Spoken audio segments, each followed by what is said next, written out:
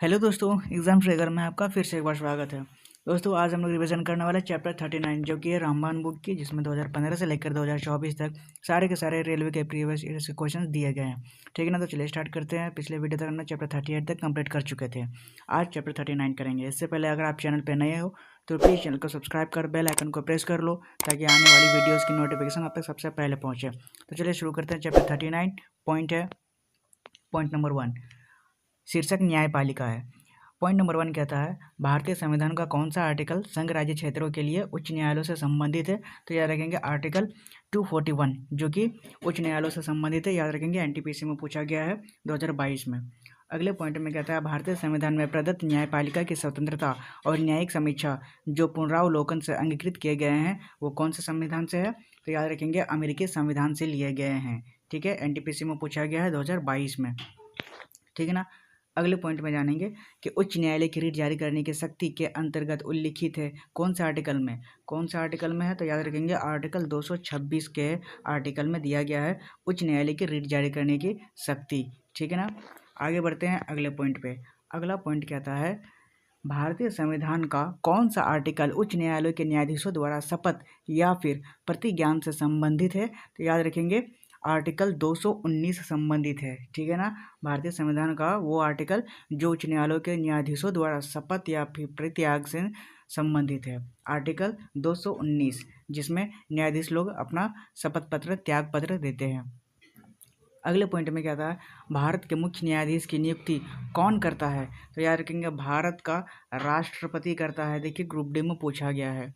अगले पॉइंट में क्या था, 1950 के मूल संविधान में एक सर्वोच्च न्यायालय की परिकल्पना की गई थी, जिसमें एक मुख्य न्यायाधीश और 7 अवर न्यायाधीश होने चाहिए, जो जहां इस संख्या को बढ़ाने की जिम्मेदारी संसद पर छोड़ दी गई थी। ठीक है ना। कितने? 7 अवर न्यायाधीश होने चाहिए। अगले पॉइंट में क्या था, भारतीय संविधान के आर्टिकल 124 के प्रावधान के अनुसार सर्वोच्च न्यायालय का न्यायाधीश वर्ष की आयु कब तक मतलब अपने पद पर आसीन रह सकता है? तो याद रखेंगे, 65 साल की उम्र तक वो न्यायाधीश बने रह सकते हैं। 65 साल की उम्र लास्ट है। आगे पॉइंट में जानेंगे कि भारतीय संविधान के खंड 2 के अनुसार भारत के राष्ट्रपति भारत के मुख्य न्यायाधीश की नियुक्ति करते हैं। कौन सा आर्टिकल के थ्रू करता है? तो याद रखेंगे, आर्टिकल 124 के थ्रू करता है। आर्टिकल 124 के थ्रू भारत के राष्ट्रपति भारत के मुख्य न्यायाधीश की नियुक्ति कर सकता है। आर्टिकल 124 कहता है, ग्रुप डी में पूछा गया है। अगले पॉइंट में कहता है, भारतीय संविधान का कौन सा आर्टिकल भारत के उच्चतम न्यायालय को परामर्श संबंधी क्षेत्राधिकार प्रदान करता है? तो याद रखेंगे, आर्टिकल 143 के एक्ट के तहत। ठीक है ना। आर्टिकल 143 के तहत वो आर्टिकल जो भारत के उच्चतम न्यायालय को परामर्श संबंधी क्षेत्राधिकार प्राप्त करता है। अगले पॉइंट में जानेंगे कि कौन सा भारत का सबसे पुराना उच्च न्यायालय है? तो याद रखेंगे, सबसे पहले जो उच्च न्यायालय बना था वो कलकत्ता का बना था, आज़ादी से पहले भी। ग्रुप डी में पूछा गया है, देख लीजिए। कलकत्ता उच्च न्यायालय भारत का सबसे पुराना उच्च न्यायालय है। आगे, भारत के मुख्य न्यायाधीश सबसे पहले कौन थे? तो याद रखेंगे, रंजन गोगोई थे। ठीक है ना। अगले पॉइंट में कहता है, किस उच्च न्यायालय का क्षेत्र अधिकार सबसे बड़ा है? तो याद रखेंगे, गुवाहाटी उच्च न्यायालय का क्षेत्र अधिकार सबसे बड़ा है। जेई में पूछा गया है 2019 में। अगले पॉइंट में कहता है, भारतीय संविधान के अनुसार उच्च न्यायालय के न्यायाधीशों का स्थानांतरण करने का अधिकार किसको है? तो याद रखेंगे, भारत का मुख्य न्यायाधीश को है। एनटीपीसी में पूछा गया है 2017 में। अगले पॉइंट में कहता है, संसद और राज्य विधानसभा की विधायिकी अतिरिक्त की जांच न्यायिक समीक्षा के जरिए होती है। ठीक है ना। किसके जरिए होती है? न्यायिक समीक्षा के जरिए, जो कि एनटीपीसी में पूछा गया है। ठीक है। आगे बढ़ते हैं अगले क्वेश्चन पे। प्रीवियस ईयर के कुछ क्वेश्चन हैं जो कि एमसीक्यूज में दिए गए हैं और प्रीवियस ईयर्स में पूछे गए हैं। तो क्या है क्वेश्चन में, देखिए। एक कहता है, निम्नलिखित में से कौन सा विकल्प न्यायपालिका की स्वतंत्रता का सबसे अच्छा वर्णन करता है? तो याद रखेंगे, पहला ऑप्शन कहता है, सरकार के कार्यपालिका और विधायिकी अंगों को न्यायपालिका की कार्यप्रणाली पर नियंत्रण रखना चाहिए। नहीं, ये बिल्कुल सही नहीं है। पॉइंट नंबर बी कहता है, न्यायाधीशों को बिना किसी भय या फिर पक्षपात के अपने कार्य में सक्षम होना चाहिए। ये सही है। न्यायाधीशों को बिना किसी भय या फिर पक्षपात के अपना कार्य में सक्षम होना चाहिए। ये न्यायपालिका की स्वतंत्रता का सबसे अच्छा वर्णन करता है। आगे ऑप्शन नंबर सी, अगर बी सही हो गया तो सी गलत है। न्यायपालिका तंत्र में जवाबदेही का अभाव हो। और ऑप्शन डी, कार्यपालिका और विधायिकी अंगों को न्यायपालिका के निर्णय में हस्तक्षेप करना चाहिए। ये बिल्कुल सही नहीं है। ठीक है ना। अगले क्वेश्चन पर जाएंगे। क्वेश्चन नंबर 2, उस विकल्प का चयन करना है जो भारतीय संसद की भूमिका का समर्थन नहीं करता है। तो याद रखेंगे ऑप्शन नंबर डी, सरकार के विभिन्न स्तरों के मध्य विवादों का निपटारा करना और निर्णय पारित करना होता है, जो कि संसद की भूमिका का समर्थन नहीं करता है। ठीक है ना। आगे बढ़ते हैं क्वेश्चन नंबर 3 की ओर। क्वेश्चन नंबर 3 कहता है, भारत के किन 3 शहरों में उच्च न्यायालयों की स्थापना सबसे पहले की गई थी? तो याद रखेंगे कोलकाता, बम्बई और मद्रास, ये जो है ये 3 कोर्ट सबसे पहले बनाई गई थी, लेकिन उससे भी पहले बनाई गई थी कलकत्ता का हाई कोर्ट। ठीक है ना, याद रखेंगे। अगले क्वेश्चन पर जाते हैं, क्वेश्चन नंबर 4। क्वेश्चन नंबर 4 कहता है, सर्वोच्च न्यायालय और उच्च न्यायालयों के पास बंदी, प्रत्यक्षीकरण और प्रतिषेध अधिकार, परीक्षा, परमादेश, उत्प्रेषण आदि की प्रकृति में रिट जारी करने की शक्ति है। तो कौन कौन सा आर्टिकल में है? याद रखेंगे आर्टिकल 32 और आर्टिकल 226। ये दोनों कहते हैं कि आपके पास बंदी, प्रत्यक्षीकरण, प्रतिषेध अधिकार, परीक्षा और आदि रिट जारी करने की शक्ति है। कौन कौन सा आर्टिकल? आर्टिकल 32 और आर्टिकल 226। ठीक है ना, दोनों के दोनों याद रखेंगे। आगे जानेंगे क्विक एग्जाम रिमाइंडर में कुछ पॉइंट्स हैं जो हमें याद रखने हैं। क्या क्या है? पहला है संघ राज्य क्षेत्रों के उच्च न्यायालय, जैसे कि भारतीय संविधान का आर्टिकल 241 संघ राज्य क्षेत्रों के लिए उच्च न्यायालय की स्थापना से संबंधित है। पॉइंट नंबर 2 कहता है, न्यायिक स्वतंत्रता और न्यायिक समीक्षा, जो भारतीय संविधान में न्यायिक स्वतंत्रता और न्यायिक समीक्षा के सिद्धांत अमेरिकी सिद्धांत से संविधान से अंगीकृत किए गए हैं। अगले पॉइंट में कहता है उच्च न्यायालयों की रिट जारी करने की शक्ति किसमें है?